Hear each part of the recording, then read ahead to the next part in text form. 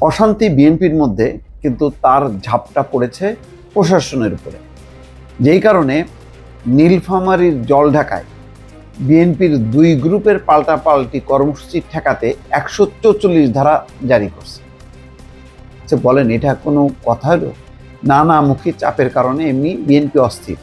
তার নির্বাচনের দাবি আদায় হবে কি হবে না, কবে নির্বাচন হবে, মানে যত দ্রুত নির্বাচন হবে তাদের ক্ষমতায় আসার বিষয়টা আরও অসুস্থ হবে। তো সেই জন্য ঈদের পর তারা যখন কি আন্দোলনের চেষ্টা করছে, তখন ঈদের আগে নীলফামারীর জলঢাকা, সেখানে কি বিএনপির দুই গ্রুপের উত্তেজনায় প্রশাসনকে 144 ধারা জারি করতে হচ্ছে। কেন? যদি 144 ধারা জারি না করে তাহলে সেখানে একটা রক্তক্ষয়ী সংঘর্ষ হবে। তাহলে কি হলো? এতদিন আমি চিৎকার করলাম চট্টগ্রাম, নোয়াখালী, কুমিল্লা এইসব জোন হচ্ছে খুব উত্তপ্ত ছিল।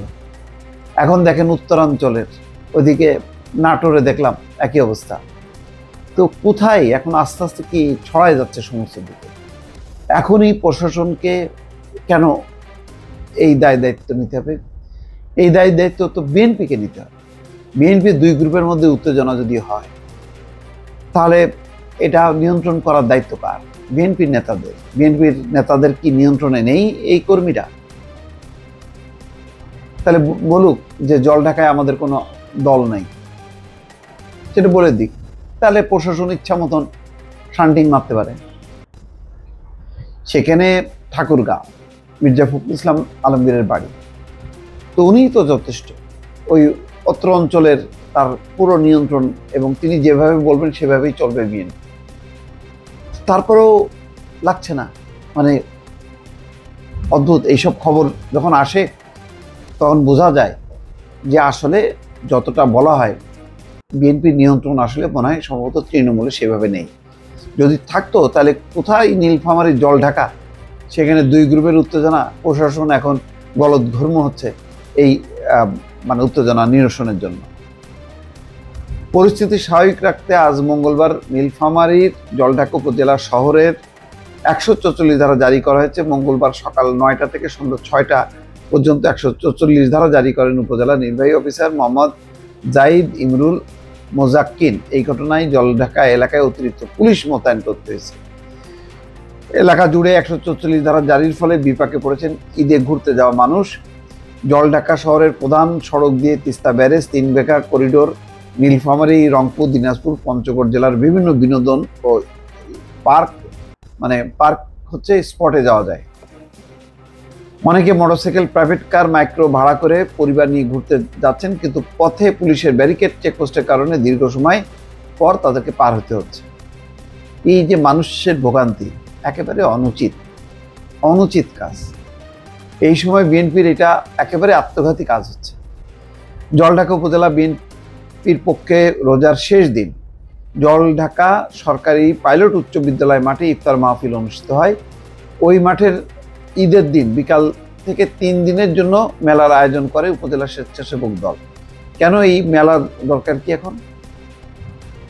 অভিযোগ উঠেছে উপজেলা বিএনপির সাধারণ সম্পাদক মইনুল ইসলাম এবং তার পক্ষের লোকজন, মেলা কমিটির আহ্বায়ক, জলঢাকা উপজেলা জাতীয়তাবাদী স্বেচ্ছাসেবক দলের সদস্য সচিব আলমগীর হোসেন এবং তারা মিলে, যে অন্য সদস্যরা, আহ্বায়ক মোহাম্মদ সাইদ শাকিল সহ মেলা কমিটির অন্য সদস্যদের উপর সন্ত্রাসী হামলা করে মেলা প্রাঙ্গণ ভাঙচুর করে।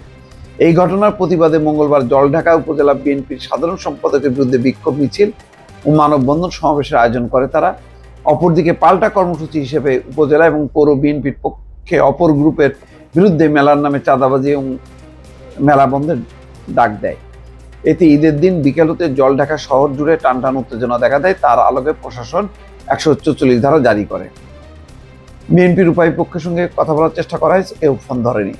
দেখেন মেলা, তার মানে এগুলি হলো একটা ফালতু কাজ, যেগুলির কোনো দরকার নেই বিএনপির এই মুহূর্তে এইসব কাজের। সেই কাজগুলো তারা করছে। তাহলে এই যে কাজ করছে এই দল, এটা কি কেন্দ্রের অনুমতি নিয়ে করছে? তাদের সাহস হয় কি করে? স্থানীয় পর্যায়ে একটা উপজেলা পারে, জেলা আছে, ঢাকা আছে। মানে আমি খুবই অবাক হচ্ছে এই সব কিছু কর্মকাণ্ড দেখে। কেন মেলা এই সময়? কেন মেলার এক পক্ষ আয়োজন করতেছে, আর এক পক্ষ যে হামলা চালাচ্ছে? পাবলিক পারসেপশন কি হচ্ছে? কেন মনে করতেছে যে সবচেয়ে বড় দল, একক দল, মানে তাদের বিরুদ্ধে কেউ দাঁড়াতে পারবে না? কোথায়? ছাত্ররা বিপ্লব করে ফেলছে, তো নতুন কে এসে দাঁড়াবে? দেখা যাবে যে পাবলিক ওই ক্ষেপে যে ওই তাদেরকে ভোট দিচ্ছে বিএনপি প্রার্থীকে বাদ দিয়ে। তো এই আত্মঘাতী কাজগুলো কেন, কি কারণে? দর্শক ভালো থাকবেন, আল্লাহ হাফিজ।